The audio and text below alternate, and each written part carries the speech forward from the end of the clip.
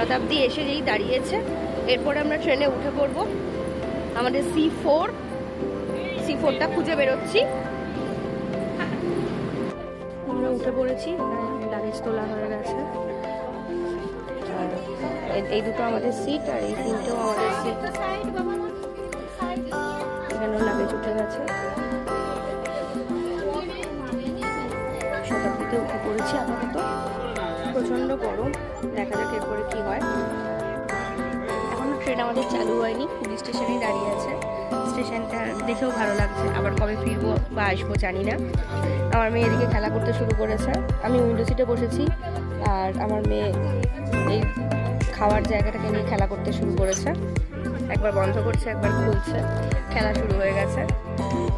আর এখানে আমি গাঙ্গুরামের প্যাকেটটাকে ঝুলিয়ে দিয়েছি।